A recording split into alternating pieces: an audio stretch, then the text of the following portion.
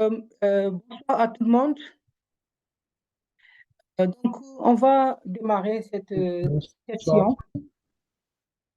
qui est en fait, disons, une série de webinaires qui est lancée dans le cadre, disons, d'un projet européen, en fait, le projet Léopard. Et donc, ce projet, effectivement, c'est un projet qui va permettre de travailler sur les mini-grids. Et comme vous le savez, les mini-grids font partie dans la stratégie d'accès à l'énergie en Afrique de l'Ouest, parmi en fait les trois qui ont été choisis. D'abord, en Afrique de l'Ouest, nous avons la possibilité de pouvoir installer donc des centrales de grande capacité comme des centrales solaires ou des centrales éoliennes. Mais là, la production, elle est injectée donc dans les réseaux des sociétés d'électricité pour augmenter effectivement la part des énergies renouvelables dans ce qu'on appelle le mix énergétique. Nous avons aussi une deuxième possibilité pour arriver un peu à l'accès à l'énergie en Afrique subsaharienne, c'est de travailler sur ce qu'on appelle des systèmes individuels, les stand-alone systems. Et vient aussi en troisième partie les mini-grids. Alors les mini-grids, ce sont effectivement des systèmes donc d'énergie renouvelable où nous avons une centrale qui peut fonctionner avec plusieurs sources d'énergie. On le verra dans la première présentation de cet après-midi où justement c'est la présentation des mini-grids qui vont être faites. Et puis un petit réseau local qui est mis en place et on distribue l'énergie pour les populations, soit pour, disons, de l'énergie de confort utilisée dans les maisons, ou bien pour des problématiques, disons, de l'énergie, en tout cas communautaire, tout ce qui est alimentation, donc des cas de santé, tout ce qui est électrification, en tout cas tout ce qui est en fait élément commun, donc communautaire, mais aussi pour des activités génératrices de revenus, parce qu'on l'a vu maintenant dans les générations de millénaires qui viennent d'arriver. Et donc, nous allons dans le cadre de ce projet Léopard. C'est un projet effectivement européen qui est dans le cadre de l'IPRE, Long-Term Research and Innovation Partnership on Renewable Energy. Et dans ce projet Léopard, effectivement, il y a un certain nombre de partenaires africains et européens qui sont mis ensemble pour adresser justement cette problématique donc, liée à des mini-grids. Et donc, il y a le responsable du projet qui devait normalement lancer cette introduction, mais malheureusement, il est pris, en tout cas, par une activité qui fait qu'on n'a pas pu, disons, avoir un agenda qui lui permet de lancer la réunion. Alors, moi-même, je me présente, je suis professeur Kébé, et donc, je fais partie, donc, en fait, de ce consortium à travers, disons, un centre de test de système solaire photovoltaïque. Et donc, nous sommes co-responsables avec EPAC et d'autres partenaires, que ce soit MEDE ou que ce soit ARES, et puis aussi Songhai, là où on a installé donc les mini-grids. Et donc, nous avons préparé dans le cadre de ce projet, de manière contractuelle, un programme qui s'appelle donc du renforcement de capacité. Et donc, dans ce programme de renforcement de capacité que j'ai présenté donc en entrée, avant que mon collègue, le professeur Ababakar Ndiaye, puisse présenter effectivement le premier webinaire sur tout ce qui est effectivement généralité sur les mini-grids. Et donc, voilà un peu comment ça va être rythmé, disons, cette séance. Mais pour commencer, je voudrais en tout cas vous présenter le programme de capacité building. Comme ça vous donnera une idée de l'ensemble des webinaires en fait qu'on fera. Et aussi, comme ça, vous allez avoir, disons, l'agenda. Et de toute façon, chaque fois qu'on devrait lancer les webinaires, nous avons effectivement notre partenaire MEDE, qu'on remercie effectivement au passage, Laura, et qui va effectivement chaque fois vous envoyer des demandes d'inscription par rapport un peu au webinaire. Alors, donc, l'objectif, comme on a dit, de ce module, c'est de former des techniciens, du personnel technique, en fait, requise pour pouvoir faire tout ce qui est dimensionnement, conception et implémentation, donc, des mini-grids, ce qu'on appelle donc Clean Energy Microgrid, donc, dans le terme, disons, anglais, tout ce qui est énergie propre, en tout cas, à partir de ces mini-grids. Et donc, ces modules, donc, va nous permettre, donc, d'introduire en fait tout ce qui est en fait accès, disons, d'énergie à l'électrification dans la zone ouest africaine, comme je l'ai dit. Et donc, ça permet aussi de pouvoir, en tout cas, rejoindre en tout cas les points sur lesquels nous travaillons sur, en tout cas, le dimensionnement donc, des équipements, des sous-systèmes des équipements, tout ce qui est en tout cas le processus d'installation avec donc l'ensemble des standards, tout ce qui est sécurité et normes dans les installations, la partie, disons, monitoring, en tout cas supervision à distance, et puis la partie maintenance, que ce soit la maintenance curative et la maintenance préventive. Tous ces éléments-là, effectivement, sont des éléments qui devaient être couverts par le module. Et donc, excusez-moi, je ne sais pas pourquoi. On peut bloquer. Tac, tac.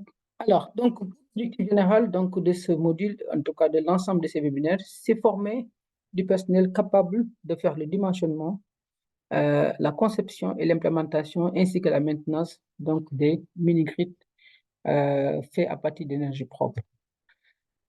Alors, à la fin de cette formation, qui va être une série de webinaires, les participants devraient être capables d'avoir un overview sur, en tout cas, l'intérêt et la place occupée par les mini-grids dans justement cette énergie access au niveau donc de l'Afrique subsaharienne, être capable d'identifier les différentes typologies de mini-grids qui existent en termes de caractéristiques, de classes, et tout ça, on le verra à partir donc de ce premier webinaire. Identifier de manière précise l'ensemble des composants et des sous-systèmes qui composent, disons, le mini-grid. Avoir donc la possibilité de pouvoir évaluer ce qu'on appelle une demande, donc un profil de charge d'une communauté, et être capable de pouvoir optimiser ce profil de charge, parce qu'on le verra dans la partie quand on fera le webinaire sur le dimensionnement, que l'optimisation de ce profil de charge est extrêmement important pour optimiser du point de vue technique et du point de vue économique, effectivement, le mini-grid que vous allez implanter dans un village X ou un village Y. Et pouvoir effectivement choisir de manière appropriée la configuration de ce mini-grid, dépendant effectivement de l'ensemble des contextes que vous allez avoir pour faire votre étude d'avant-projet quand vous allez installer un mini-grid dans une communauté. Et à la fin, tout ce qui est dimensionnement technique de ce mini-grid aussi vont être des éléments qui vont être des compétences qui vont être enseignées dans le cadre, disons, de ces séries de webinaires.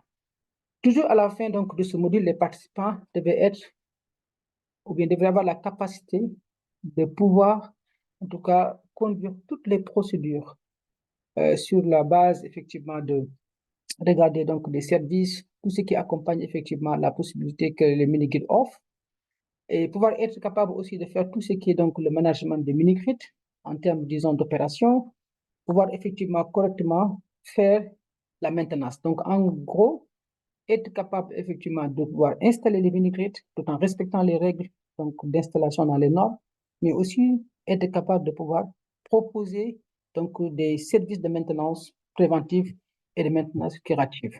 Alors pour cela, le webinaire va être, disons, proposé sur la base de ce qu'on appelle séquences. Vous allez avoir plusieurs séquences qui vont composer en fait cette formation, en tout cas ce renforcement de capacité dans le cadre de ce projet Léopard. D'abord, nous avons une première séquence qui va un peu introduire, mais assez rapidement, c'est des choses, c'est moi qui vais le faire, mais je vais parler assez rapidement donc des enjeux sur les énergies renouvelables, les problématiques liées à l'Afrique de l'Ouest, tout ce qui est en tout cas potentiel en énergie renouvelable. Et ça, c'est quelque chose qu'on va dire assez rapidement, voire même de support, parce que c'est pour donner beaucoup plus de temps maintenant sur la séquence 2, parce qu'on a quand même 1 heure et demie pour ces webinaires, où nous allons travailler sur ce qu'on appelle les informations générales sur les mini-grids. Qu'est-ce qu'on appelle un mini-grid? Quelles sont les architectures, en tout cas, sur les systèmes d'énergie renouvelable qui composent ces mini-grids? Les mini-grids aussi, en termes de réseau, la configuration et l'opérationnalité, le transport d'énergie et le stockage, et puis tout ce qui est maintenant cycle de vie, en fait, du mini-grid. Comment on peut analyser le cycle de vie du mini-grid depuis, effectivement, le besoin qui est exprimé par une communauté jusqu'effectivement à l'installation de ce mini-grid, suivi effectivement de l'opérationnalisation sur des années. Et ce qu'on appelle le cycle de vie, donc du mini-grid, ça aussi, ça va être analysé. Et tout ça, ce sera, disons, votre séquence 2. Elle va être globalement, en tout cas, dans la, quasiment, je dirais, la majeure partie, votre contenu aujourd'hui en termes, disons, de formation et de webinaire. Ensuite, une fois que maintenant on est capable de savoir c'est quoi un mini-grid, quelles sont les différentes configurations techniquement, après on ira sur la séquence, disons, 3, qui va être effectivement le deuxième webinaire qui viendra au mois de février, sur le dimensionnement de ces mini-grids. Donc, quelle est la méthodologie qui permet donc d'abord d'évaluer les ressources donc, qui sont en présence par rapport au site où est-ce qu'on va implémenter ces mini-grids, Donc, l'évaluation donc, des ressources, qui peut être du solaire, qui peut être, disons, de la petite hydroélectricité ou qui peut être aussi, disons, de l'éolienne. Tout dépend effectivement du contexte et de la zone géographique dans laquelle on veut installer notre mini-grid. Donc, on commence toujours par l'évaluation de ce potentiel en énergie renouvelable. Ensuite, il faut évaluer effectivement les besoins donc des villageois ou les besoins en tout cas en termes, disons, d'activités génératrices de revenus, en termes communautaires, pour être capable de pouvoir construire un profil de charge, mais aussi essayer d'anticiper sur ce développement de ce profil de charge, parce que comme on le sait, dès qu'on installe l'énergie dans un endroit, ben, il y a effectivement des besoins qui augmentent. Donc, il y a toute une problématique liée à effectivement l'évaluation des besoins, mais surtout mettre en place un profil de charge qui va être un profil de charge, disons, optimisé. Et puis après, c'est dimensionner les différentes composantes du mini-grid. Une fois qu'on aura dimensionné donc les composants du mini-grid, ben, suivra effectivement ben, la technique en fait de pouvoir utiliser donc des logiciels. En fait, il y en aura plusieurs, soit c'est Homer, ben, soit c'est Rescreen. Et dans le cadre de ce webinaire, on va vous donner plutôt des indications. Ben, on n'aura pas effectivement le temps d'aller en détail, mais on vous donnera en fait l'ensemble des procédures et des possibilités que vous avez pour pouvoir dimensionner un système mini-grid. Ça peut être des dimensionnements manuels, ça peut être des dimensionnements utilisant donc les logiciels. En tout cas, toutes les ressources nécessaires utilisées, mais sur la base aussi de certains exemples, nous allons effectivement vous entretenir pour vous montrer ben, qu'est-ce qu'il faut faire et comment effectivement il faut s'y prendre pour pouvoir dimensionner. Et chaque fois qu'on a une méthode, on vous dira effectivement cette méthode, comment elle marche, comment vous allez trouver les ressources, et puis on vous donnera clé à main des exemples. On aura l'exemple du projet, mais il y aura aussi d'autres exemples, en tout cas en termes de dimensionnement des systèmes mini-grid. C'est un peu les cas d'études donc, qui viennent en fait dans le point 3.5. Alors, pour la séquence 4, ce sera toute la démarche maintenant d'implémentation. J'ai déjà évalué mes besoins, j'ai déjà évalué effectivement la ressource, j'ai dimensionné, j'ai choisi effectivement plus ou moins qu'est-ce qu'il faut comme configuration. Maintenant, il faut aller implémenter ce mini-grid. Alors, implémenter ce mini-grid, ça va effectivement depuis tout ce qui est, en tout cas, dispositif qu'il faut mettre en place pour aller acheter les équipements nécessaires. Et quand on dit acheter les équipements nécessaires, c'est toute la procédure, en fait, d'identification des fournisseurs, ben, tout ce qui est effectivement identification des matériels donc de qualité, et les procédures en tout cas qui vont s'offrir chez vous. Par exemple, au Sénégal aujourd'hui, on sait de plus en plus pour des projets d'ordre étatique, nous avons des centres de tests qui sont mis en place. Et auquel cas, quand vous achetez des matériels, ce matériel doit être, disons, contrôlé. Donc, en somme, le cycle, en tout cas, la chaîne de valeur, depuis votre cahier de charges qui est sur le papier où on connaît ce qu'il faut faire, jusqu'à l'achat et l'acheminement donc du matériel dans l'endroit où on va l'installer, en passant par le qualité contrôle des équipements, en maintenant travaillant sur l'ensemble des procédures qu'il faut appliquer pour installer les mini-grids dans les normes de sécurité et dans les normes effectivement réglementaires qui permettent, disons, d'assurer une vie, en tout cas longue, de ces mini-grids, tel qu'en fait, vous allez le vendre en fait, aux clients. Et ensuite, dans la 55, tout ce qui est exploitation et maintenance du mini-grid, donc tout ce que vous devez savoir donc là-dessus, ben, ils seront partagés, toute la partie opération, donc pilotage du mini-grid. Et de plus en plus maintenant, ces mini-grids sont des mini-grids qui utilisent en tout cas l'électronique, qui utilisent en tout cas des systèmes donc, de management d'énergie.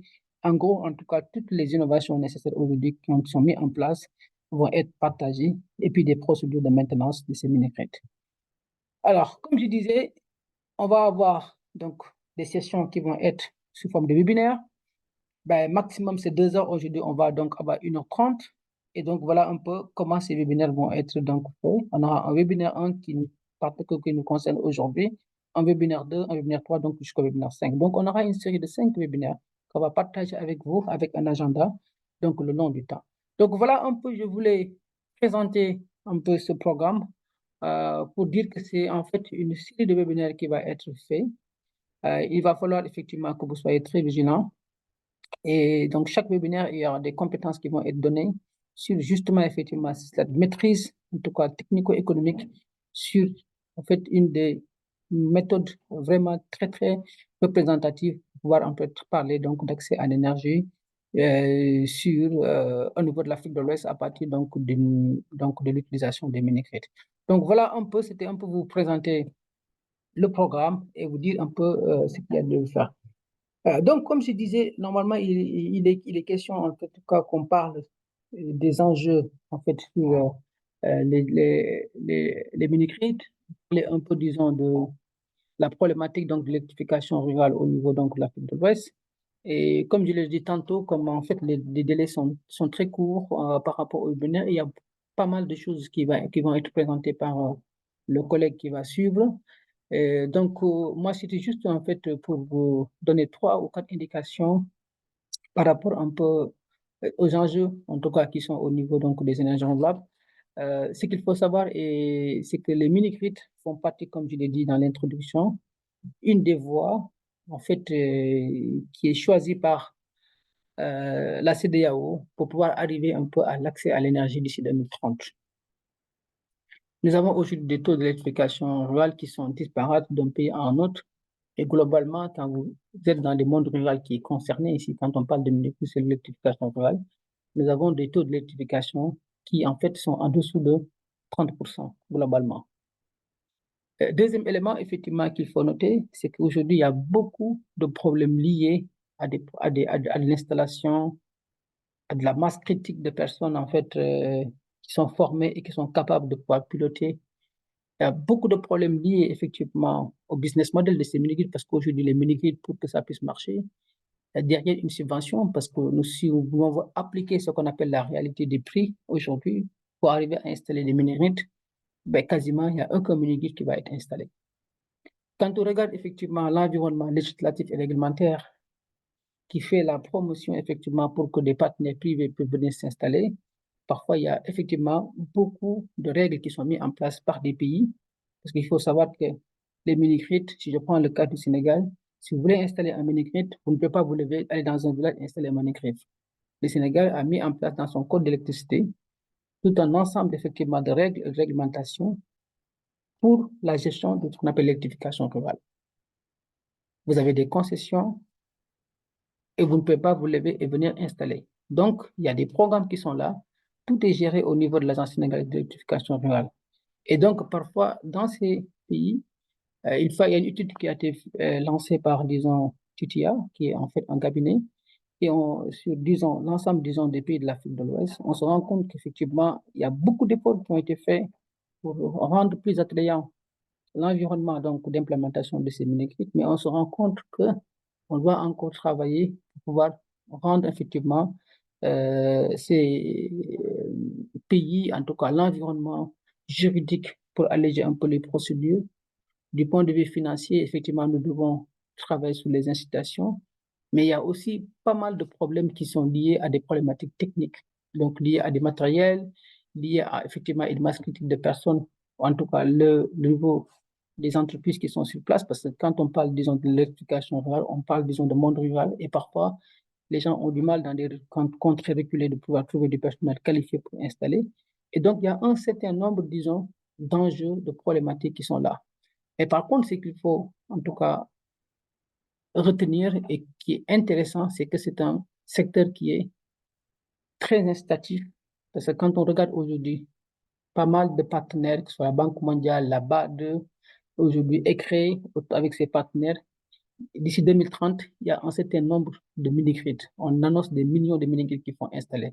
Ça veut dire qu'aujourd'hui, nous devons, euh, de manière inclusive, en utilisant le contenu local, en fait, pouvoir faire la promotion d'entreprises qui vont porter effectivement ces projets donc, de mini-grids. Alors, c'est dans ce cadre que dans ce projet, nous avons voulu effectivement, de manière contractuelle avec donc l'Union européenne, travailler sur justement ces mini-grids à travers donc 2 pilotes qui sont fabriqués et installés au niveau donc du Bénin. Un, c'est au niveau de Songhai, pour un peu, en fait, pour contribuer à prendre une partie donc des charges donc, sur cette ferme intégrée. Et un deuxième qui est installé dans un second site où on a une problématique effectivement d'accompagnement en secteur privé, où nous avons effectivement toujours la problématique d'activité génératrice de revenus, mais plutôt effectivement sous des volets de production de foie. Je pense qu'ici, les partenaires ARES et autres sont là. Je les remercie au passage, Léonide et son équipe, effectivement, qui sont responsables un peu de tout le volet installation et suivi du mini-grid, mais aussi Songhai qui a accepté effectivement d'accueillir le projet Léopard sur lequel, si vous voyez cette image qui est là, c'est un peu le mini-grid qui est installé. Donc, je ne vais pas encore prendre beaucoup de temps. Ce que je voudrais faire, les discussions viendront quand on va présenter effectivement ces généralités sur les mini-grids. Je suis sûr et certain qu'il y aura pas mal de questions, pas mal de problématiques qui vont revenir un peu sur tout ce qui est enjeu lié à ces mini-grids. Mais surtout, en tout cas, dans cette première présentation, comme je l'ai montré, ce qui va en fait être le sujet, c'est de travailler effectivement sur l'architecture des mini-grids, et de présenter les différentes composantes des mini-grids, mais surtout aussi d'aller jusqu'à vous présenter l'analyse du cycle de vie donc, de ces mini-grids. Donc voilà en fait ce que je voulais adresser dans cette première partie.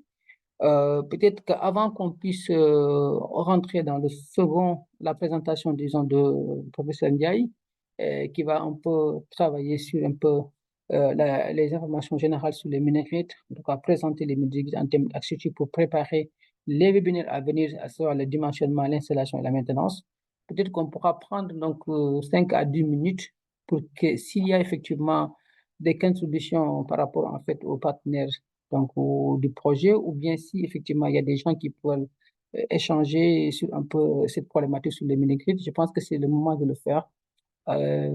Comme ça nous permettra de pouvoir installer et que je puisse donner la main à M. Ndiaye pour qu'il puisse, disons, partager son écran et se préparer pour la présentation, en tout cas, de ce premier webinaire qui va parler donc des informations générales sur les mini-grids avec des schémas, des images et puis même des capsules vidéo en fait qu'on a fait sur le site de Songhai avec l'équipe donc de ARES.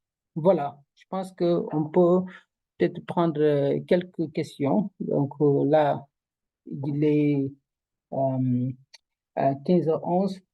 Je pense qu'on pourra prendre une quinzaine de minutes, comme ça, d'ici 15h30, on pourra avoir, et on aura peut-être une 45 minutes ou 40 minutes pour faire la présentation de Babacar et pour pouvoir effectivement avoir des séries de questions. Donc là, la parole à qui veut la prendre et comme ça permettra de pouvoir faire les choses.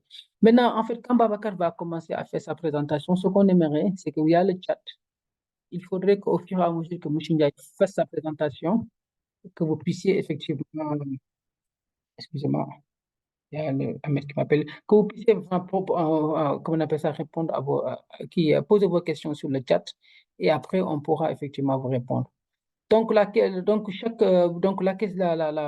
parole est à vous pour que vous puissiez effectivement poser des questions. D'accord?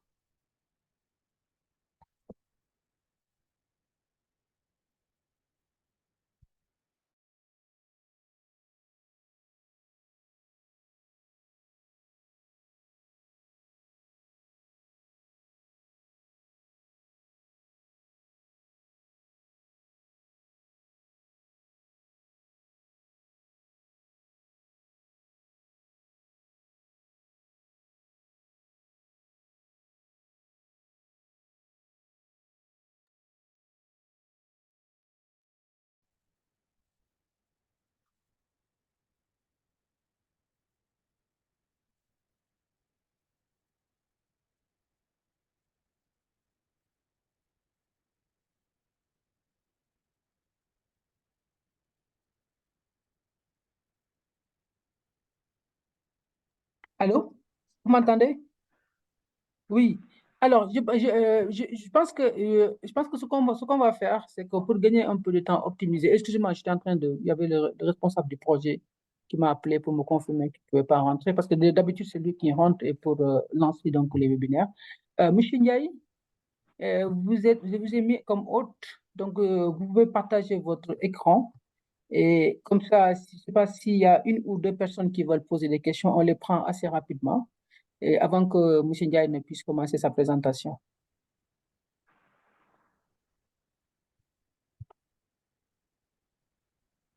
C'est bon? Et que donc c'est clair pour vous tous par rapport au programme du webinaire, par rapport en fait, en tout cas, comme j'ai dit, on vous donnera les agendas. Je pense que vous avez été nombreux à vous inscrire. Et je pense qu'on va garder la base de données et Laura va communiquer avec vous pour vous donner au fur et à mesure. Et chaque fois que maintenant on fera un webinaire, on donnera la possibilité de pouvoir vous inscrire et comme ça vous permettra de pouvoir faire en fait l'ensemble donc de ces webinaires. Et si vous faites tous ces webinaires, je pense qu'on va échanger avec le responsable du projet. Il y a possibilité, en tout cas, pour tous ceux qui suivent tous ces webinaires, de leur donner des attestations, donc pour pouvoir effectivement confirmer que vous êtes là. Donc, il va être très intéressant si vous voulez avoir effectivement ces compétences par rapport à ces mini-grids, de suivre tout, parce que chaque webinaire va en fait parler donc d'une partie disons, de ces compétences liées à ces mini-grids qui sont extrêmement importants, qui font partie effectivement donc des conditions, en tout cas des techniques ou des approches utilisées en Afrique subsaharienne pour l'accès à l'énergie, l'accès universel, je dirais, à l'énergie, en tout cas en Afrique subsaharienne, particulièrement au Sénégal et dans d'autres pays.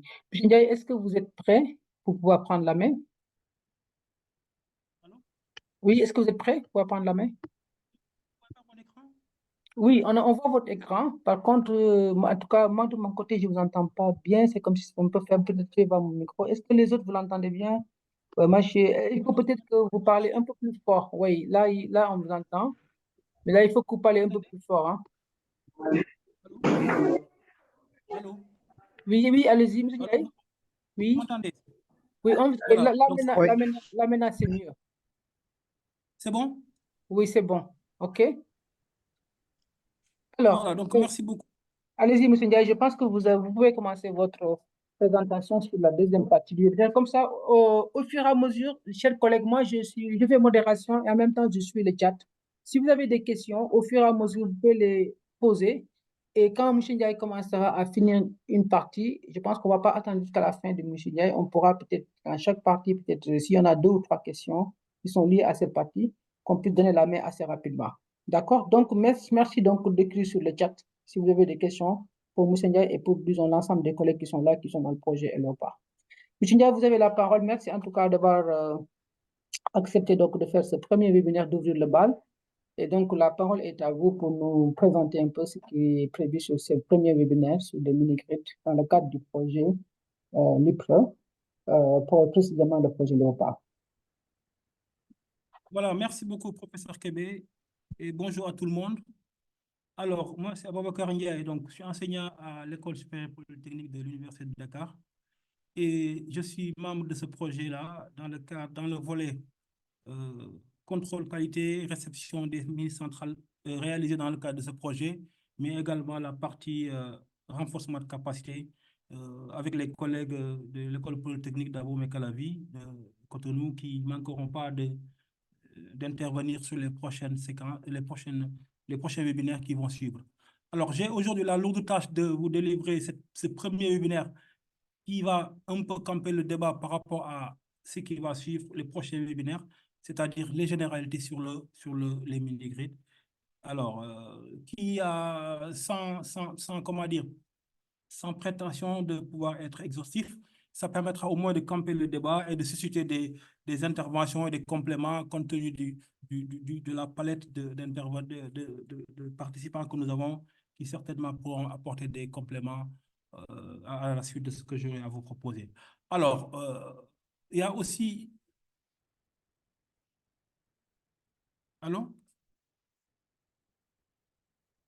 Si on vous entend, allez-y, on vous entend. Voilà. Oui, allez-y, on les vous autres, entend. là, Voilà, donc, attendez, alors, attendez, il faut que les autres coupent leur, il faut que les autres coupent leur l'équipe micro. projet aussi nous a un peu imposé dans le cadre de ce projet, tous les webinaires que nous ferons, on essaie autant que possible de mettre les diapositives en anglais. Donc, bon, voilà. Alors, ça, nous n'avons pas pu faire autrement, même si je vois peut-être que la majorité est francophone, mais on essaiera de faire avec.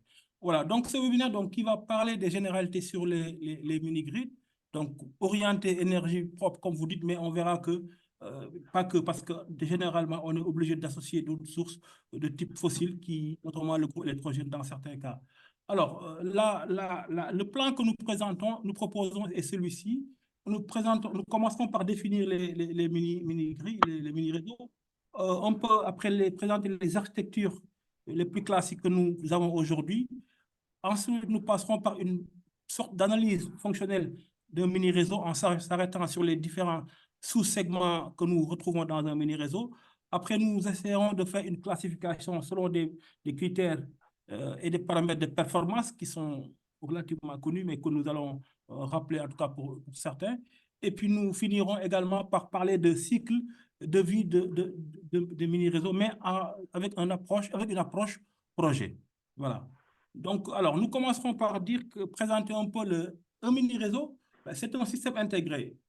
L'objectif, c'est de produire de l'énergie de manière locale, autonome et distribuée pour pouvoir couvrir des charges, amener de l'électricité, de l'énergie en tout cas, à des populations, à des usagers.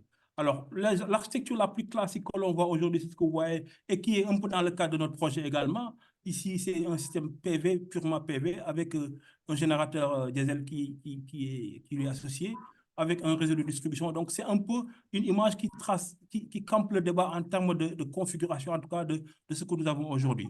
Mais à côté, nous avons également, pour rester dans le cadre de notre projet, les mini-réseaux conteneurisés. Alors, dans le cadre du projet Léopard, c'est de ça qu'il s'agit. Les deux mini-réseaux qui sont réalisés, c'est des mini-centrales conteneurisées que nous avons réalisées et nous allons pouvoir un peu y revenir, qui est aussi une démarche aujourd'hui très, comment dire, très en vogue pour certains sites isolés. Voilà. Alors, en termes de définition des zones de service, vous savez qu'un mini-réseau, donc, il a un besoin spécifique qu'il faut venir prendre en charge. Et la configuration du mini-réseau va dépendre également de comment la population est occupée. C'est-à-dire, on peut avoir une centralisation, une décentralisation, mais également une distribution qui peut être plus complexe ou pas. Mais c'est juste pour rappeler ici que ça va dépendre, cette configuration-là dépendra plutôt, excusez-moi, cette configuration va dépendre également de comment la population, on peut, la charge à couvrir est dispersée. Alors,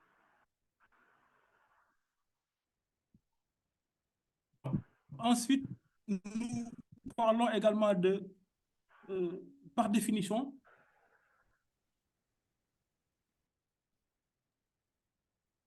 alors, vous m'entendez? Oui, on vous reçoit. Oui, on vous reçoit. Alors, voilà, donc, on peut le définir également, les mini-réseaux d'énergie propre de manière générale, puisque l'objectif, il est un peu de couvrir, dans la majorité des cas, couvrir des charges, mais également aller sur les générer la plus propre possible.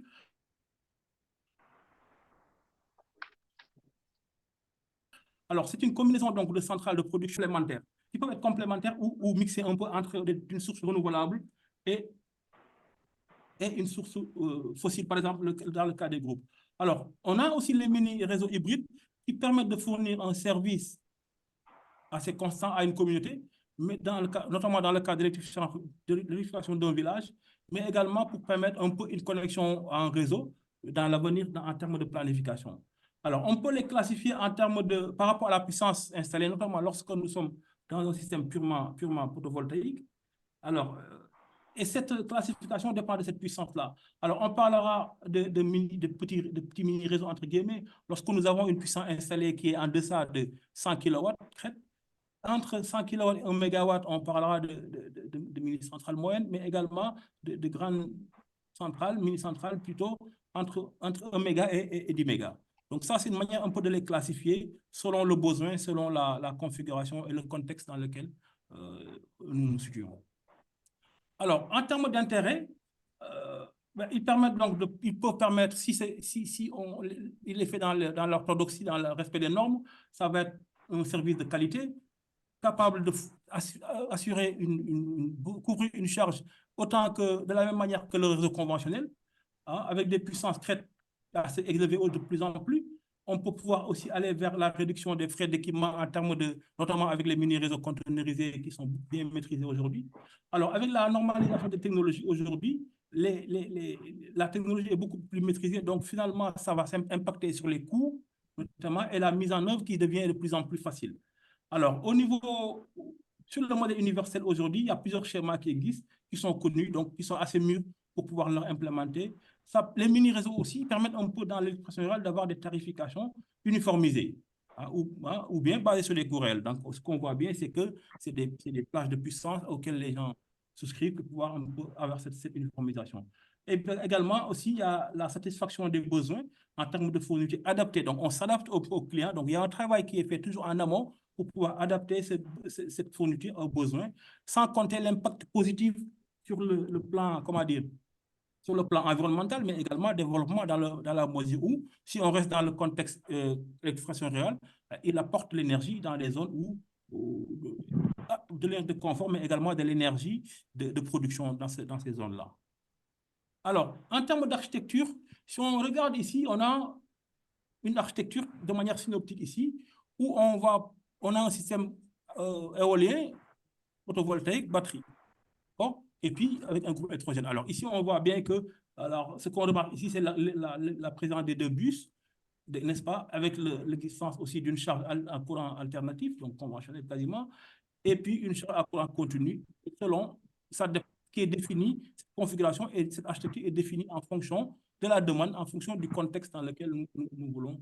Donc cette architecture, on peut le voir de manière plus réaliste sur ce schéma-là, que l'on voit ici, qui est le cas d'un village au Sénégal, dans le Fatick, hein, que certains personnellement qui sont dans le domaine ici présents reconnaîtront.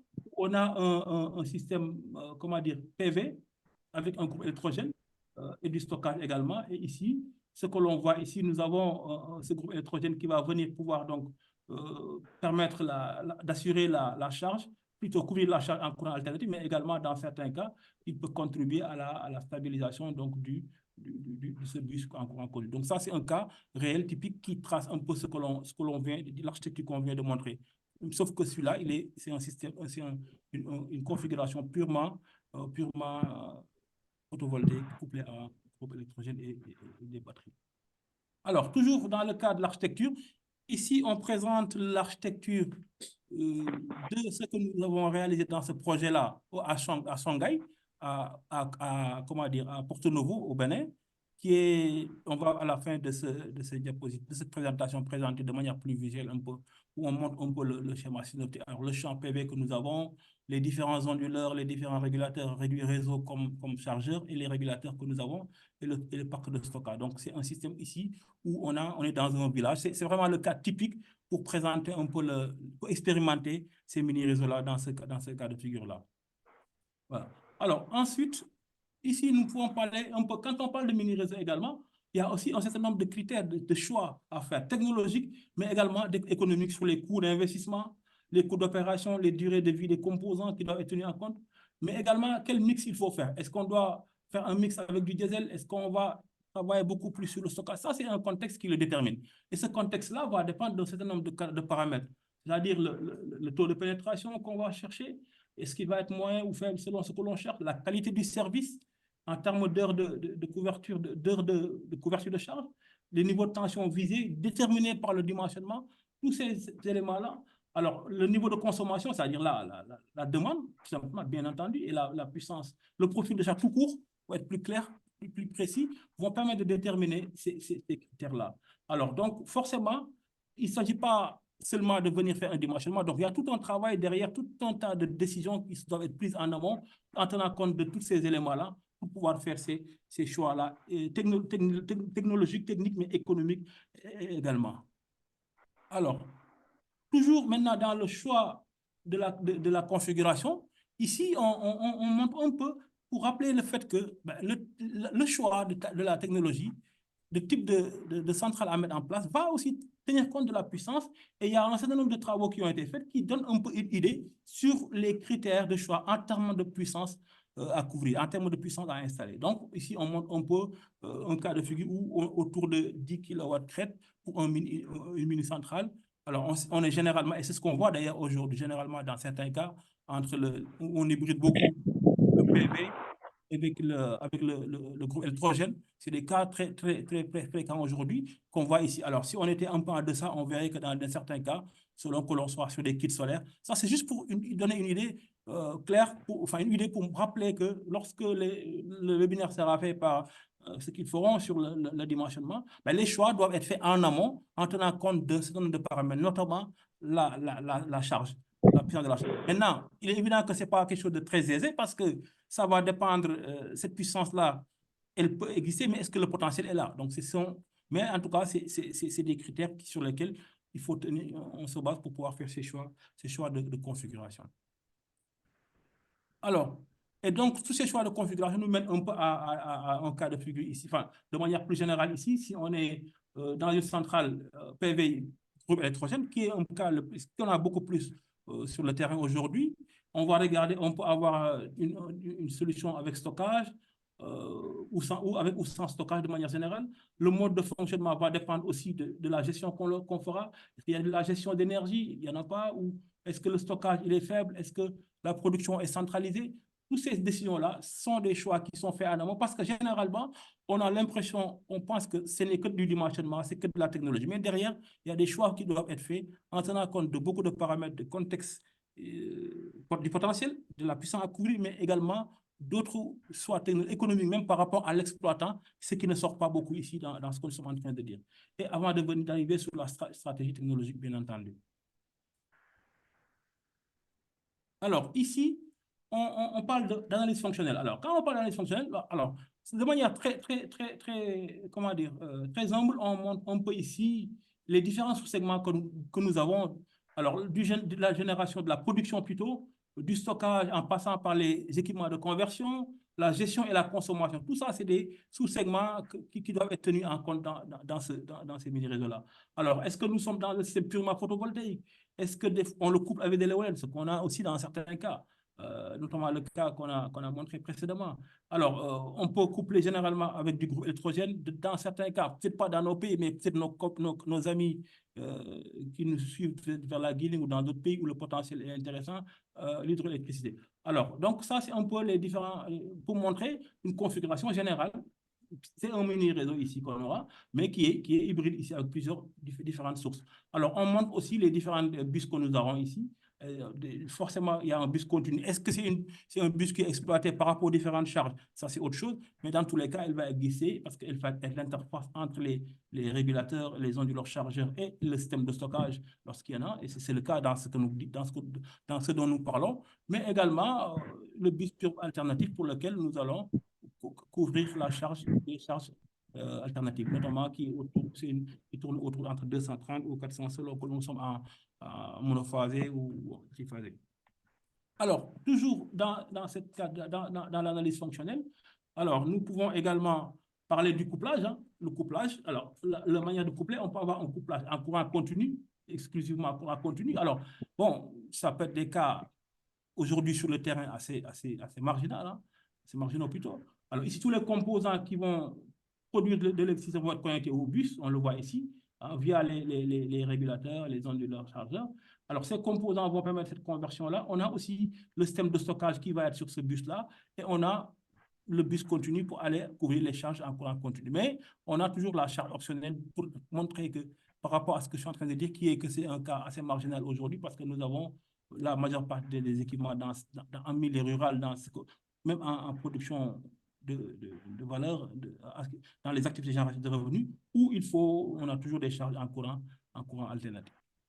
Alors, nous avons également le couplage où on est purement alternatif. Donc voilà. Alors ça veut dire que le bus continu sera là, entre guillemets, pour pouvoir, entre les types de conversion, notamment l'onduleur chargeur et les batteries. Mais nous avons également toujours la même chose ici. Alors ici, toutes les charges sont de type alternatif, mais également les composants vont être couplés toujours sur ce bus-là. Donc, vu ici, on prend le cas comment dire, du PV, on est dans le cas d'un onduleur carrément qui va pouvoir nous mettre, qui est connecté à ce bus à courant continu, à courant alternatif plutôt, avec le niveau de tension, dépendant de la puissance à couvrir et de la charge.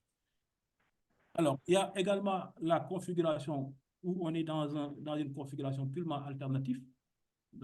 Mais on peut avoir aussi, comment dire plutôt, un couplage.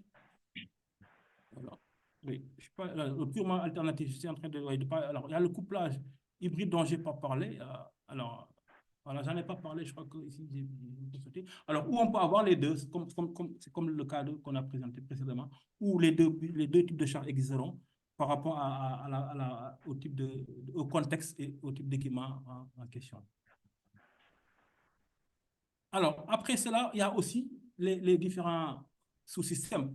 Hein, c'est ce qu'on a dit. Ici, on a le système de production qui est constitué des différents systèmes de sources de production.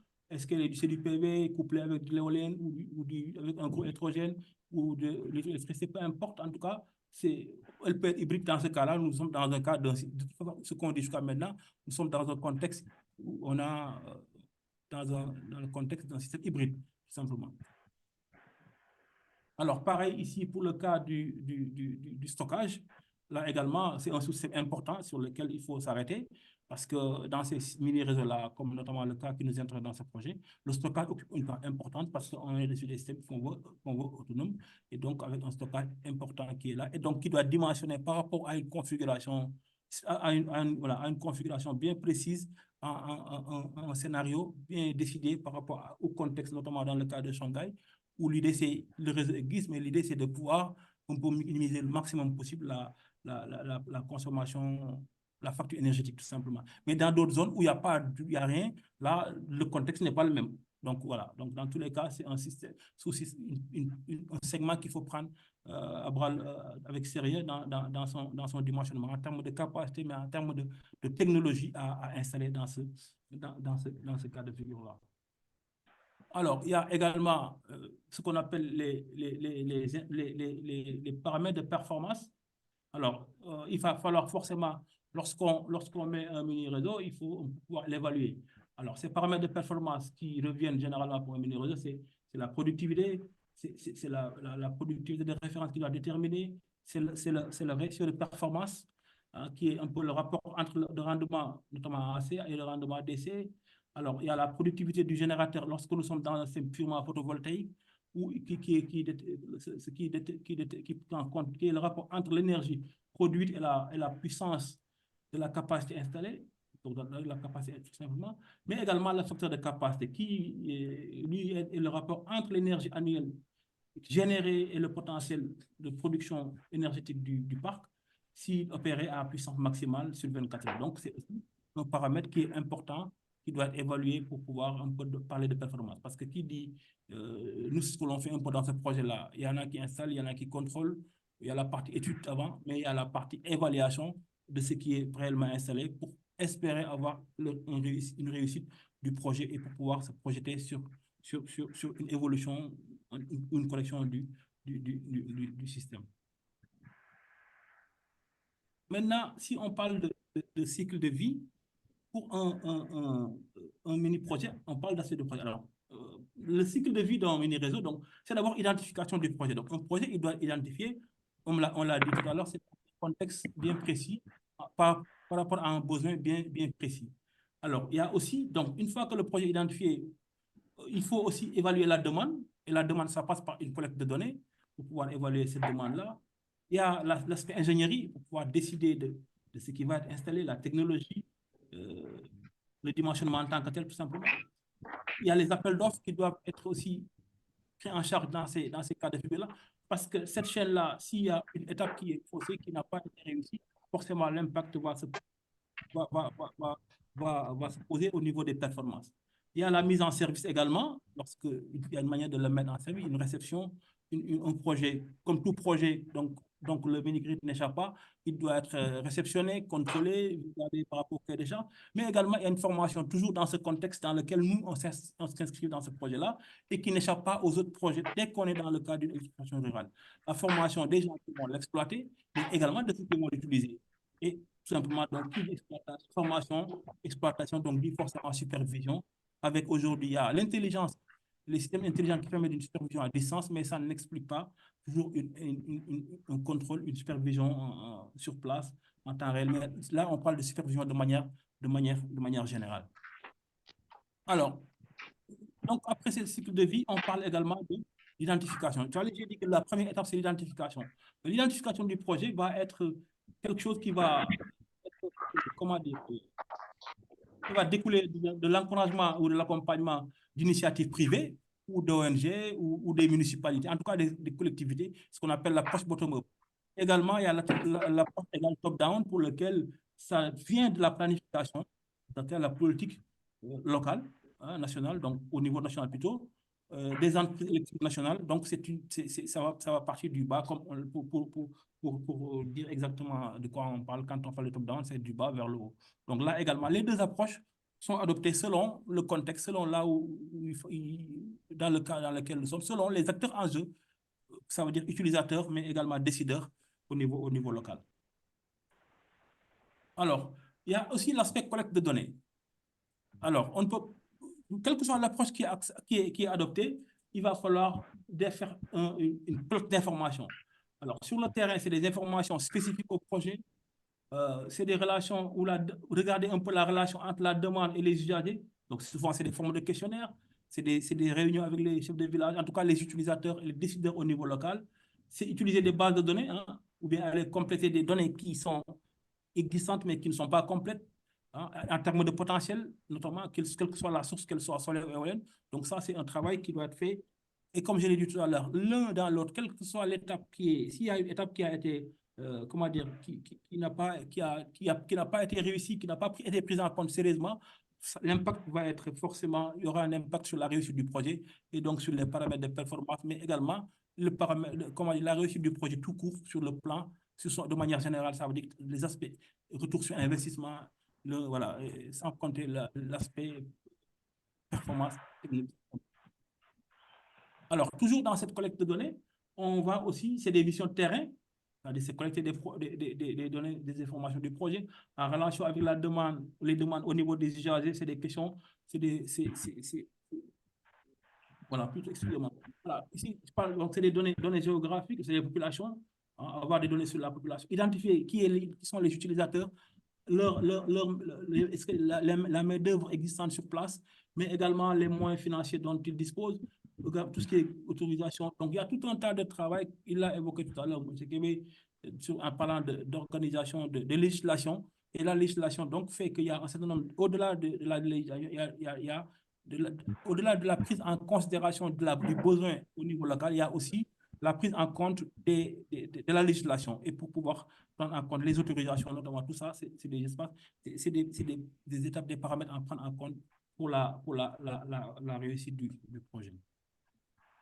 Alors, il y a aussi, toujours dans cette collecte de données, on va toujours regarder, qu'est-ce qu'on va regarder? C'est les dépenses énergétiques actuelles. Alors, tout ce que je dis là, c'est un peu en adéquation avec ce qui se fait un peu pour se caler autant que possible sur la démarche au niveau projet.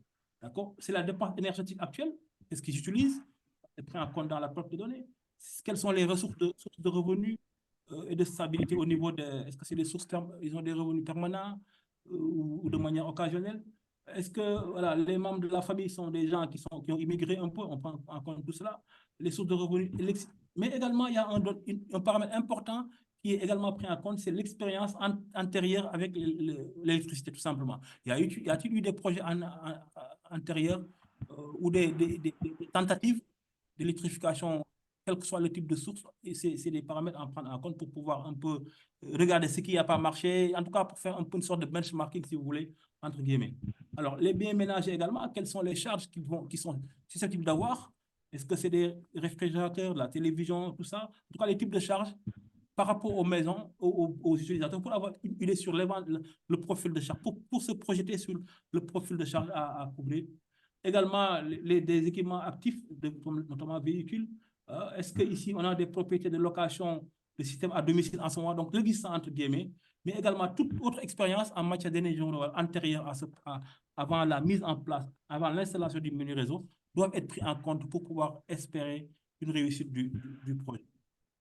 Alors, et dans ce cas-là, toujours, c'est un peu l'exemple qu'on donne ici dans ces cas de projet. Alors, on va regarder les options qui vaut, c'est-à-dire ce qui est proposé, hein, et les prix qui sont mis en charge. Là, je donne un exemple de types d'utilisation qui sont mis en jeu dans ces cas, dans ce genre de projet en matière d'électrification rurale, les types de charges qu'on a, éclairage, recharge, radio, ainsi de suite, avec la demande qui lui est associée, et puis un peu, comment dire, à titre indicatif des prix qui permettent de se projeter éventuellement pour la réussite du projet. Et enfin, ici également, on parle d'analyse technique. Alors, l'analyse technique ici, c'est l'analyse des données préalablement collectées. C'est ainsi l'élaboration d'un profil de charge. À partir de tout ce qui a été fait en amont, l'idée, ça va permettre donc d'avoir un profil de charge, en tout cas de se projeter sur un profil de charge, mais également, ce travail doit permettre un peu d'avoir également une estimation du potentiel des différentes sources. Et donc de pouvoir dimensionner également, éventuellement les générateurs, s'il faut une source fossile, pour pouvoir un peu couvrir cette charge-là, venir compléter. Mais également, finalement aller vers un dimensionnement du stockage du groupe électrogène s'il doit en avoir pour pouvoir espérer avoir une couverture un peu comment dire, un peu totale de la charge par rapport à ce qui est. Et finalement, après ce design-là, cette étude-là doit nous mener vers comment dire, un délivrable clair sur la taille du générateur PV. Dans ce cas de figure qui est montré ici, comment dire, comment le réseau va être configuré, hein, d'accord, le nombre de modules, en tout cas les résultats d'un dimensionnement, comme vous le savez tous, qui vont être abordés dans le cas des prochains webinaires par les autres. Donc finalement, une fois qu'on est arrivé là, donc finalement, tout ce qui a été fait en amont a permis de pouvoir disposer d'un mini-grid qui pourrait permettre de pouvoir prendre en charge la problématique, le contexte, le cahier de charge qui a été évalué, qui a été estimé, qui a été planifié en amont de ce projet-là. Alors, c'est un peu cette démarche qui a été abordée dans le cadre de ce projet-là et qui a abouti à l'installation d'un mini-réseau, mais c'est une mini-centrale conteneurisée au niveau du village pilote de Tongaï. Alors, qu'on vous présente ici. Alors, je vous demande donc rapidement de regarder un peu ici, un peu pour avoir une idée de ce qui a été fait dans ce projet-là.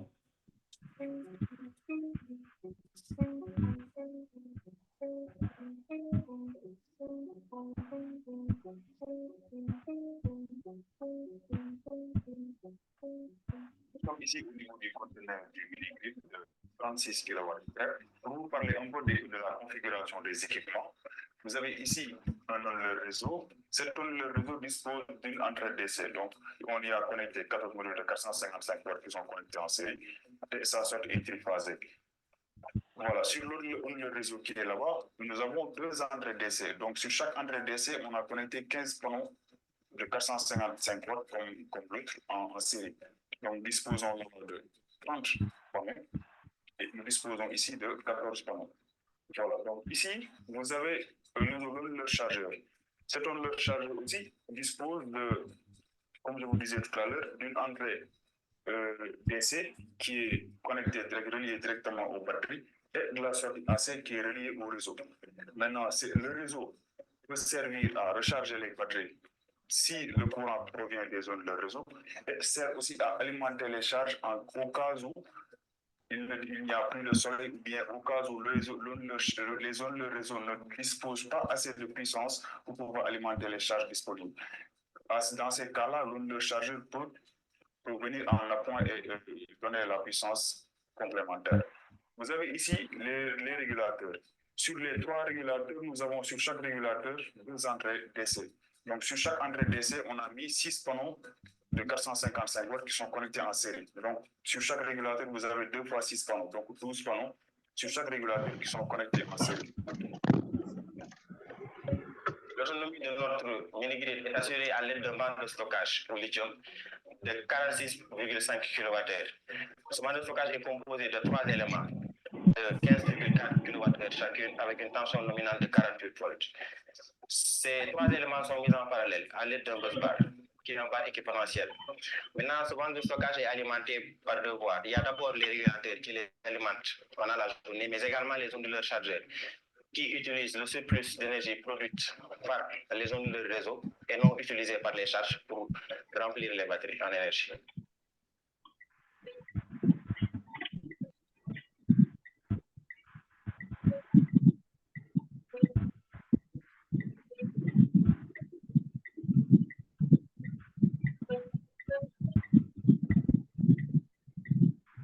Voilà un peu donc. Alors, comme vous l'avez vu sur cette présentation de la mini-centrale du mini-grid conteneurisé, on a fait plusieurs vidéos. Ça, c'est juste la première qui montre un peu qui présente un peu la mini-centrale. Dans les prochaines webinaires, on montrera la partie des éléments sur l'aspect dimensionnement, mais également une partie qui montrera carrément le travail qui a été fait sur le contrôle qualité pour valider un peu l'installation avec tout ce qui est instrument de mesure, les résultats obtenus dans la partie contrôle qualité, mais également tout ce qui est maintenance, pour savoir si dans tout ce processus comme les autres. Voilà un peu ce que nous avions à partager dans ces premiers webinaires pour montrer pour un peu camper le débat, le sujet, en espérant que les gens vont pouvoir réagir pour apporter des précisions, des compléments ou également échanger sur sur ce que nous avons fait dans ce cas de figure-là. Voilà, merci beaucoup. Merci beaucoup, professeur Ndiaye. Donc, il y a encore les. Je suis obligé de couper les micros là, parce que là, je suis obligé de désactiver les sons des autres, parce que sinon, on a encore quelques-uns qui polluent un peu. Ok, alors, donc, je vais commencer par remercier professeur Ndiaye donc, pour cette présentation, effectivement, sur les généralités sur les mini-grids. Monsieur Ndiaye, effectivement, est revenu sur les différentes composantes donc, des mini-grids et puis surtout les différentes possibilités que nous avons hein, pour faire ce qu'on appelle des mini-grids d'énergie propre, à savoir, ça peut être des sources donc, qui sont basées globalement maintenant plus sur le photovoltaïque parce qu'il est plus compétitif, mais nous avons aussi la possibilité d'avoir des mini-grids qui utilisent donc comme source d'énergie première l'hydroélectricité dans certains pays, par exemple, comme la Sierra Leone, le Ghana, tous ces endroits où on a beaucoup de ressources en niveau électrique, donc on peut trouver des mini-grids qui exploitent ces formes d'énergie renouvelable. Nous avons aussi donc la petite éolienne, plus ou moins, et puis aussi, majeure partie, c'est vraiment le solaire photovoltaïque depuis de sa compétitivité, de son coût qui est aujourd'hui imbattable. M. Ndiaye aussi a parlé effectivement des différentes possibilités du point de vue technique de couplage en fait, de ces sources d'énergie et pour pouvoir effectivement convertir ces sources d'énergie renouvelable en électricité pour aller alimenter des charges. Nous avons des couplages d'essai, des couplages aussi on a avec disons des lignes donc assis, tout est mis à 220 volts. Il y a des couplages où tout est mis en fait en continu. Après, on utilise des chargeurs pour aller vers effectivement des zones de loading pour aller vers des 220 volts. Donc, en tout cas, il a balayé un peu l'ensemble des possibilités et même il y en a qui mixent en fait des couplages d'ici et des couplages assis. Donc, en termes de configuration. Et après, un élément aussi qui est important, si vous avez suivi donc bien son exposé, et je pense qu'il y a beaucoup de questionnements sur le chat qui sont revenus donc dans ça, c'est effectivement toute la partie d'études d'avant-projet pour arriver à pouvoir dimensionner et trouver effectivement, surtout en termes, disons, de besoins. Comment il faut, quand je suis donc en train de faire un projet dans un village où il n'y a pas du tout d'énergie avant, donc on ne connaît pas du tout la consommation, donc c'est quand même très, très difficile de pouvoir évaluer effectivement les besoins de cette demande. D'abord, quelle est la typologie des demandes? Est-ce que c'est des demandes liées donc au foyer, aux maisons, donc où c'est des de confort? Est-ce que c'est des demandes communautaires? Est-ce que c'est des demandes qui sont liées à des activités génératrices de revenus? Ou bien de plus en plus, on voit que c'est un ensemble de communautaires, plus AGR, plus effectivement les foyers. Mais surtout, ce qui est difficile, c'est de pouvoir en tout cas calculer précisément le nombre donc, de kilowattheures par jour qu'il faut en fait, disons, fournir donc à cette population. Donc le plus grand problème aujourd'hui, il est là. Et M. Ndiaye a donné un peu quelques orientations ou quelques indications qu'il faudrait faire pour pouvoir arriver un peu à évaluer en fait cette ressource, évaluer donc ses besoins par la base donc d'enquête, par la base effectivement de chercher des villages similaires où on a des mêmes profils de charge, mais ce qui reste encore entièrement donc des questionnements qui sont très importants parce que le cycle de vie donc, de ces mini-grids, au-delà des aspects installation, des choix techniques, il ne faut pas effectivement se tromper sur le besoin, sur l'assage, parce que c'est en fait le point d'entrée qui est le plus important. Et il y a aussi une variabilité effectivement de cette ressource solaire en fait qui est là le long de la saison. Et donc, je vois même qu'il y a des questions qui reviennent sur ça. Et donc, comment aujourd'hui effectivement on devrait pouvoir il faut gérer effectivement ces intermittences, ces moments où il y a beaucoup de ressources en énergie renouvelable, des moments où on est effectivement sur le creux de la vague. Donc tout ça fait que nous avons effectivement deux éléments qui sont en fait en sec le mini-grid. C'est une ressource qui est là, mais qui est une ressource intermittente, dont il est difficile effectivement de pouvoir prévoir en tout cas sa valeur sur l'année, même dans la journée, une variation diurne importante, mais nous avons aussi une dynamique dans ce qu'on appelle l'utilisation et la consommation. Et donc, vous voyez qu'en fait, la problématique qui est gérée n'est pas une problématique qui est très simple.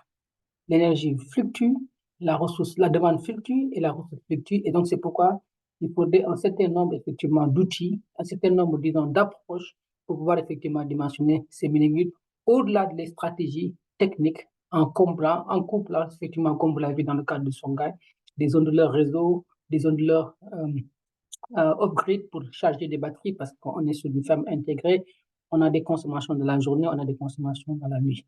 Donc voilà, merci encore M. Ndiaye pour cette présentation, pas mal d'illustrations. On a eu beaucoup effectivement de demandes sur les slides, ça je pense que c'est quelque chose qu'on va remonter au niveau donc, de l'équipe de projet. On va plaider pour cela, mais de toute façon, il y a l'enregistrement qui va être. Donc, voilà. Alors je vais sans plus tarder, venir regarder effectivement sur le chat. Il y a eu beaucoup de questionnements et je pense qu'il y a M. Barry. S'il est là, je pense qu'il peut ouvrir son micro. Je vais juste en fait il a parlé d'autonomie de fonctionnement en ciel ouvert, couvert de masse, prévu pour ce modèle de centrale hybride. Donc, je comprends bien que son questionnement, c'est de dire, quand on a effectivement cette problématique de ciel couvert, qui est une problématique donc d'un potentiel en énergie renouvelable, qui est en deçà effectivement de d'une valeur nominale considérée, ça c'est un peu la première question. Qu'est-ce qu'il faut effectivement faire pour dimensionner ces centrales de type hybride? Quand on dit hybride, c'est parce qu'il y a effectivement une partie donc, de ressources d'énergie renouvelable, mais on a généralement des appoints liés à des groupes électrogènes. Et donc voilà. Qu'est-ce qu'on doit prendre en compte dans la fourniture effectivement d'énergie? La puissance en watts ou bien la puissance fournie par les onduleurs? Ça aussi, c'est une deuxième question que pose M. Barry. Et puis, une troisième question, toujours pour M. Barry, comme ça on va prendre l'ensemble de ces questions. Quel est le coefficient de simultanéité qui est choisi, en tout cas dans le dimensionnement donc, de ces mini-grids? Voilà.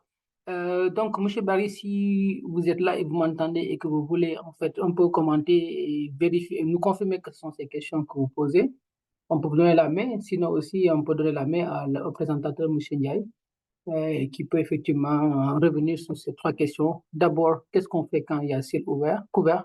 Et puis, qu'est-ce qu'on prend en compte? Est-ce que c'est la puissance des onduleurs dans le dimensionnement ou bien est-ce que c'est la demande en fait fournie par ce qu'on appelle la puissance en watts disons, des appareils? Ou bien la puissance en watts crête, disons, je pense, doit de la source d'énergie renouvelable. Voilà. M. Barry, vous m'entendez? Allô, M. Barry? Bon, donc on donne la parole à M. Oui, allez-y. Oui, bonjour à tous. Je vous remercie de la présentation très pertinente du professeur. Et j'avoue que je suis très content parce que je suis là en train d'installer une centrale avec un de ses élèves qui est en train de faire du commissioning pour une centrale de 50 kW. C'est extra et je vous félicite tous les professeurs, que ce soit Kobe et Babacar, de leur formation. Merci beaucoup. Voilà, donc la question, comme nous sommes dans l'électrification rurale, c'est de savoir le coefficient de simultanéité qui a été utilisé pour le dimensionnement en ce qui concerne les appareillages. Parce que là, s'il n'y a pas un coefficient adéquation, l'absorption même au niveau du... Alors, là, ils ont travaillé sur du 0,7. Allô? Allô? Allô, vous m'entendez, M. Barry? C'est pourquoi je pose cette question. Et autre chose, quand on dit qu'on va fournir des onduleurs... Oui, je vous entends? Oui, Babacar? Là, ils ont travaillé sur un coefficient de 0,7. Ah, excellent, excellent. Excellent. C'est ça. Non, je suis d'accord avec vous. Effectivement, il est... bon, alors, il faut comprendre juste aujourd'hui, je pense que, j'espère que vous serez là. Alors, c'est peut-être pas les autres collègues qui vont intervenir sur la partie suivante, certainement. Mais ce serait bien que vous soyez là parce que le prochain webinaire, dans un mois, ce sera sur le dimensionnement. Oh, excellent. Pas de souci. Si il faut, je vais participer, Inch'Allah. Voilà. Ce serait bien parce qu'on vous connaît. Merci encore parce que vous êtes un acteur, vous êtes du terrain, donc c'est très bien qu'on est content que vous soyez là.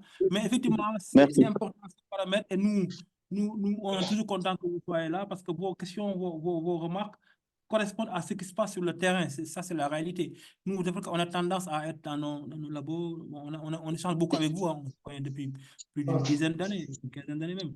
Voilà. Donc, mais effectivement, pour répondre à votre question, c'est ça la valeur. Mais le prochain webinaire reviendra sur tous ces paramètres-là. OK. OK. Merci beaucoup, M. Barry. Effectivement, qui est un acteur en tout cas très connu dans l'électrification rurale au Sénégal, qui est basé au sud, qui fait du travail effectivement excellent. Aujourd'hui, comme il a dit, il fait des centrales jusqu'à des puissances de 50 kW.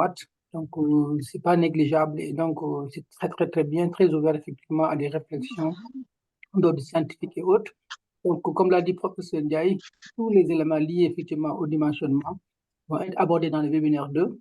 Là, il s'agissait effectivement de planter le décor par rapport effectivement à ces configurations de mini-grid et autres.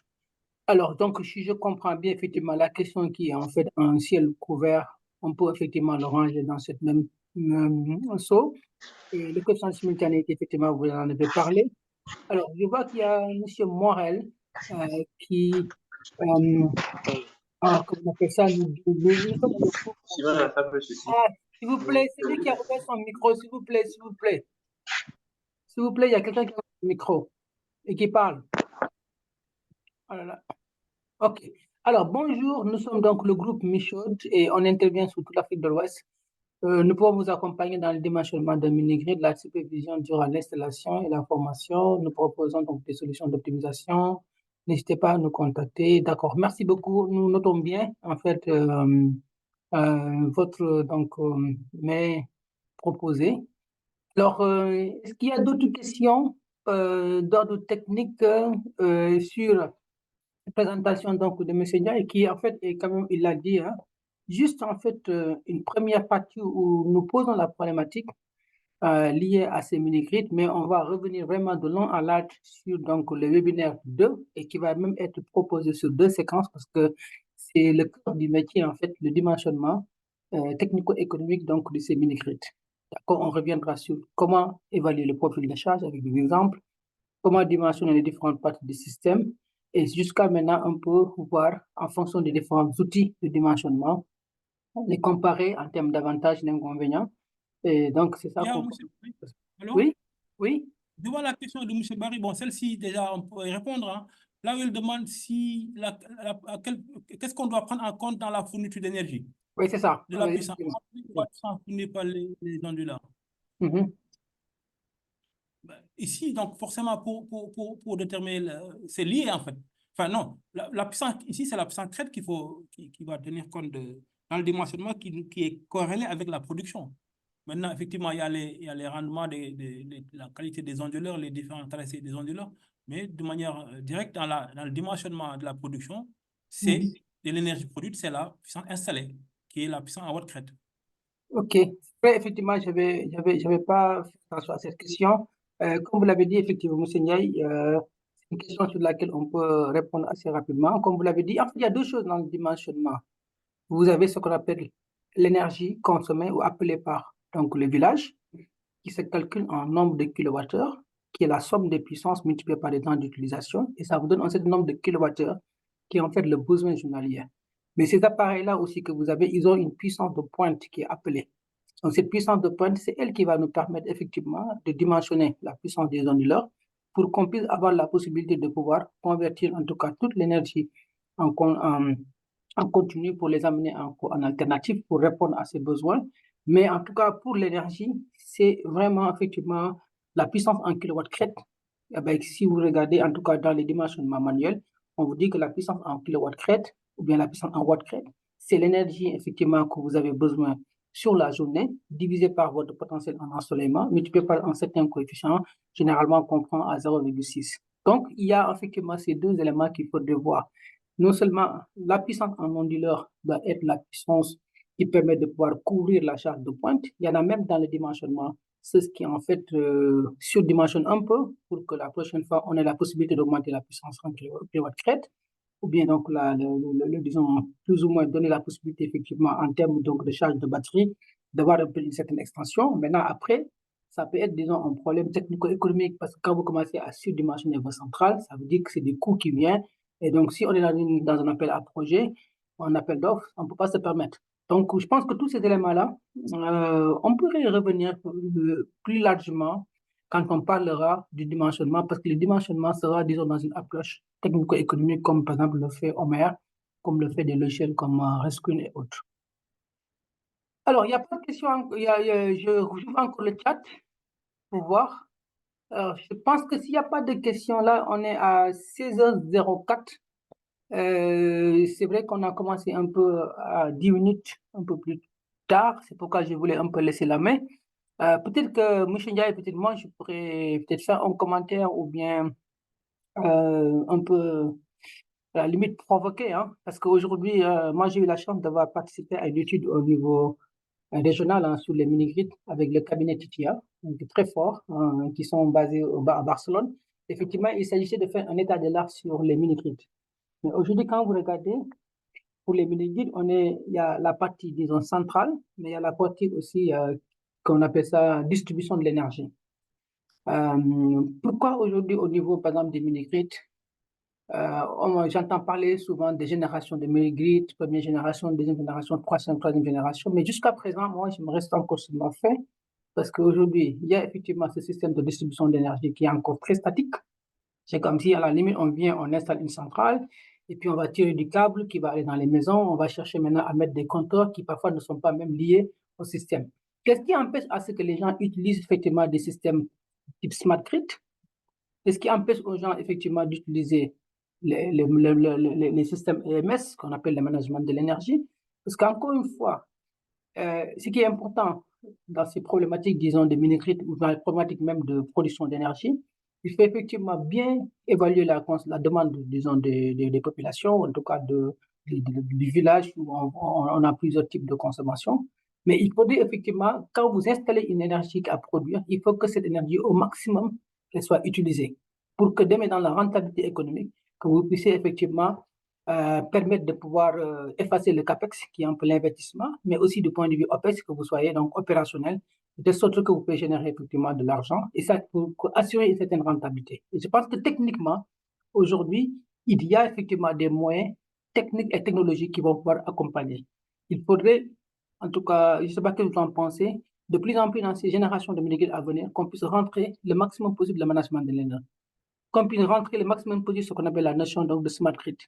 Il y a beaucoup de questions qui sont agitées par rapport à la demande qui augmente. Aujourd'hui, les mini-grids, c'est de la production d'énergie de la centrale vers les usagers. Qu'est-ce qui empêche que demain, qu'on puisse avoir au niveau des villages des gens qui ont suffisamment d'argent, qui produisent de l'énergie, qui injectent dans le mini-grid? Mais ça, il faut anticiper, c'est le smart grid qui le permet en fait de faire ça. Aujourd'hui, il faut être capable, chaque fois qu'on installe un mini-grid, de pouvoir mesurer en temps réel l'énergie qui est consommée pour suivre toute quantité de kilowattheures qui passe et qui revient, qu'on puisse le pister et pour savoir où est-ce qu'elle va. Et comme ça permet des gens de pouvoir optimiser. On peut aujourd'hui, en tout cas, le lier avec du pompage, on peut le lier à un certain nombre de choses. Parce qu'aujourd'hui, ce qu'on voit, c'est qu'on installe des puissances très importantes en kilowatts-crête, donc beaucoup de capex, beaucoup d'investissements, mais au bout de jusqu'à 10h, 11h du matin, on a fini effectivement de pouvoir remplir les batteries. Ben, dans la matinée, les gens n'utilisent pas de l'énergie et on a 100 kW qui est là, mais on n'utilise que peut-être un quart ou un tiers parce que tout simplement, ben, les panneaux solaires photovoltaïques ne voient pas là, il faudrait, on appelle ça, mettre l'énergie qui est produite. Donc, pour moi, en tout cas, il y a un certain nombre de choses qu'il faudrait en fait faire pour que, à l'image de ce qui s'est passé effectivement dans les télécoms, qu'on puisse faire des sauts qualitatifs aussi dans les mini-grids. Je pense qu'il faudrait maintenant, comme l'Afrique de l'Ouest, l'Afrique subsaharienne, la CEDEAO a choisi ces mini-grids comme une option claire pour un peu l'accès universel à l'énergie. Il faut que je pense qu'on puisse effectivement aller vers ce qu'on appelle des solutions de mini-grids, vraiment de dernière génération où on peut rentrer effectivement du point de vue technologique tout. Des efforts sont faits sur des batteries, maintenant on est sur des batteries lithium, des efforts sont faits sur les équipements, nous avons des contrôles qualité, mais je pense qu'on doit maintenant aller plus loin en travaillant sur le management de l'énergie avec des dispositifs EMS, mais aussi surtout en travaillant sur ce qu'on appelle la partie smart. Il faut qu'on ait des mini-grids intelligents pour anticiper ce nombre de problèmes. Voilà un peu moi ce que je voulais faire comme commentaire, M. Ndiaye, pour un peu faire. Il y a quelqu'un aussi qui a déjà, je vous laisse commenter. Voilà, non, merci, vu le time. Je pense qu'on est dans le timing. Bon, moi, je vous remercie seulement. J'espère que j'ai apporté ça, que les gens ont pu suivre. Et puis, on vous donne un rendez-vous avec les autres collègues qui nous rejoindront pour les autres présentations. Ouais. Il y a quelqu'un qui s'appelle Yewo, s'il vous plaît, il y a M. Yewo, peut-être qui dit qu'il a une question. Est-ce qu'on ne peut pas lui laisser lui poser rapidement, M. Yewo, qui dit qu'il a une question? Ok. Allez-y, Bonjour, madame. rapidement, vraiment rapidement, M. Yewo, parce que le présentateur, il est neuf, mais comme ça, on peut rapidement boucler, d'accord? Ma question, c'est surtout au niveau, comment on appelle ça, surtout du dimensionnement. Parce que Quand on parle de mini-grids, c'est pour alimenter, comment on appelle ça, des villages ou bien des entités. Mais la seule chose que je vois que nous, on a l'habitude de faire sur le terrain, c'est d'abord essayer de voir la population. Quelle est la population qu'on doit desservir? En fonction de ça, on doit calculer, comment on appelle ça, la consommation de chaque ménage. Et pour pouvoir dimensionner la demande réelle. En fonction, si nous avons la demande réelle avec le nombre de personnes par ménage, on peut maintenant transcrire pour trouver, comment on appelle ça, l'énergie à produire. Donc, je ne sais pas, est-ce que dans cet état de fait que le professeur vient de nous détailler, est-ce que c'est de cette manière il a procédé ou bien il a procédé autrement? Voilà, voici ma préoccupation. Oui, alors, vous m'entendez? Allô? Allô? Oui, on vous entend, Babacar. Allez-y, M. Ndiaye. Oui, ça, c'est la démarche. Quand vous êtes pour couvrir une charge pour, comment dire, alimenter un village où il y a rien, après, c'est la démarche, effectivement. Il faudrait prendre, c'est des stratégies qu'il faut adopter. Alors, qu'est-ce qu'on va couvrir comme charge? Comment on va le couvrir? C'est des niveaux de puissance.